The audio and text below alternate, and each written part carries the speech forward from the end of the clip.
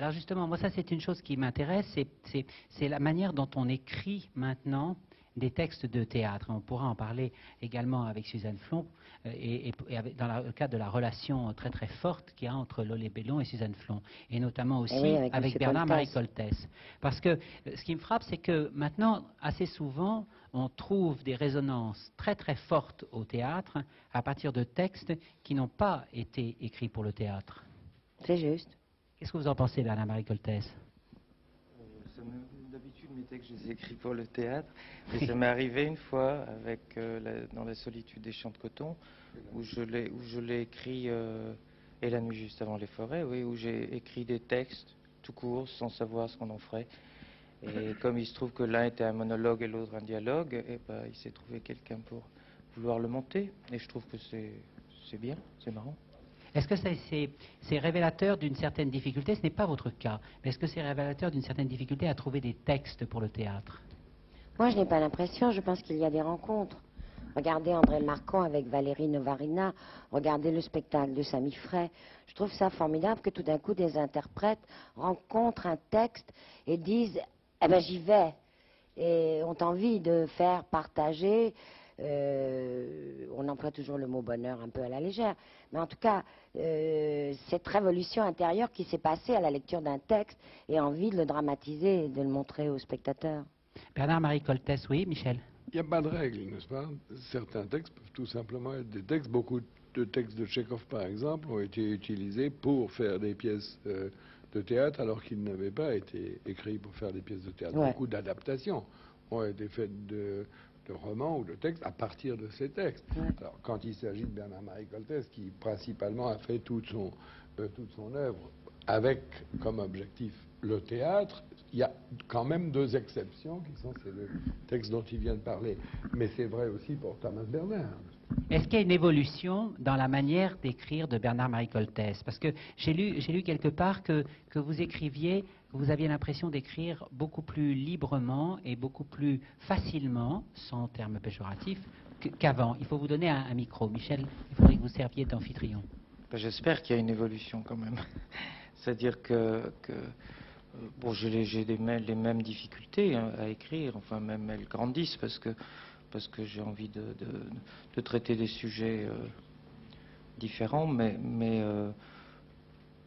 il y a le côté technique d'abord qui fait des progrès, j'espère, et donc du coup ça facilite quand même l'écriture et ça donne du plaisir effectivement à écrire. Ce que j'ai éprouvé la première fois dans la solitude et surtout avec le retour au désert. Je vais vous poser une question qui va vous sembler absurde. Est-ce que vous aimez le général de Gaulle? Ah bah oui, j'ai vu toutes les émissions, là, oui. Parce que Oui, c'est facile. Oui, c'est ce qui me frappe, vous allez m'expliquer pourquoi. Je vais vous dire pourquoi je vous pose cette question.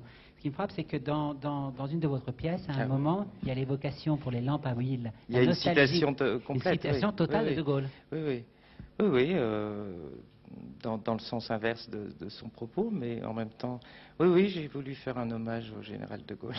Alors vous êtes très jeune, mais on sent très fort cette histoire de France qui s'est écoulée à une période où vous étiez encore enfant, qui est l'histoire des colonies. Et puis vous avez écrit un très très beau texte dans le catalogue, comme toujours, Michel Guy, magnifique, du Festival d'automne. Vous avez écrit un très très beau texte sur la province et la mémoire. Ouais.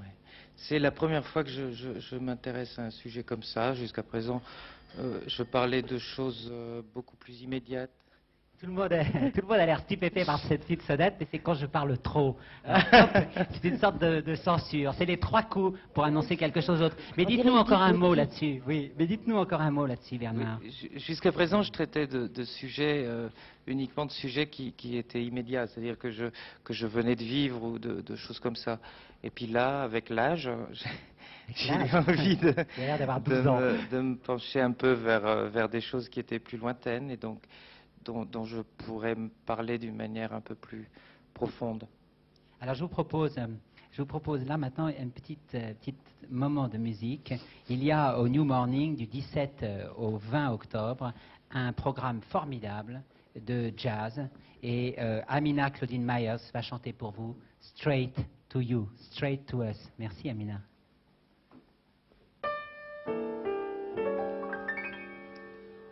When I'm feeling blue,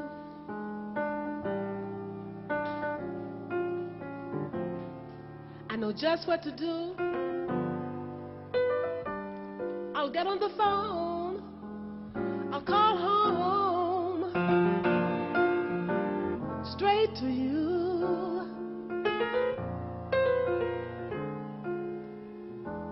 And when I'm feeling bad and I'm feeling sad, I know just what to do. I'll get on the phone.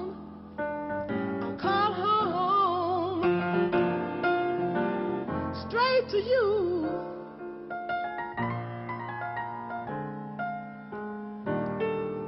I hope you'll be there to hear my call. Baby, I love you most of all.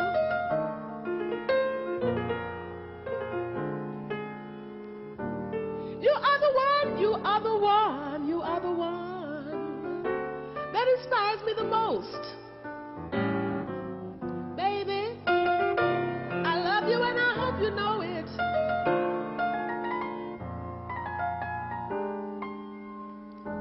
When I'm feeling blue, I know just what to do. I'll get on the phone. I'll call home. Straight to you.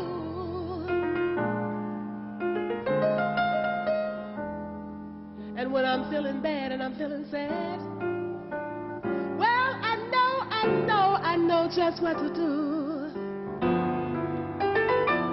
I'll get on the phone.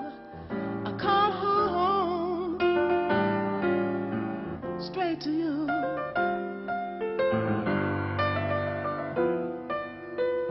Straight.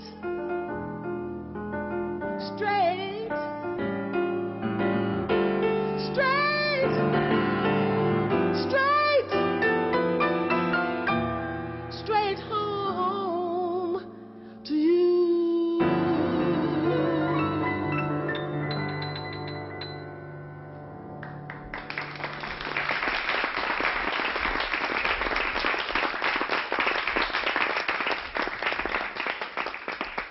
Comme j'entendais Amina chanter si bien, j'avais tout d'un coup envie de poser une question indiscrète à Jeanne Moreau, qui est une question qui, je ne sais pas, peut-être que c'est une Je vous question en qui va prie. vous déplaire. Pourquoi? Mais il y a une semaine, on a reçu ici un homme absolument formidable, qui est Jacques Canetti. Et on a passé un extrait, c'est toujours mes idées sur la mémoire, on a passé un extrait de J'ai la mémoire qui flanche. Oui. Est-ce que Jeanne Moreau va rechanter un jour? Oui, oui. Je vais demain chez mon prof de chant, je recommence. Bon, ouf, voilà, ça c'est un scoop du côté de chez Fred. Alors, une question encore à Bernard-Marie Coltès. L'idée du destin a l'air d'être assez forte comme ça. Ah oui, c'est-à-dire si on raconte une histoire sur un plateau, si on prend cette peine de confier, si des acteurs prennent la peine de le jouer, il faut quand même que ce soit des vies qui ne soient pas ordinaires, ou même si elles sont ordinaires, il faut qu'elles soient extraordinaires par le regard qu'on porte dessus. Donc le destin, c'est sûr qu'on ne peut pas mettre un personnage sur un plateau qui n'est pas un destin, oui, ça je crois. Alors, le destin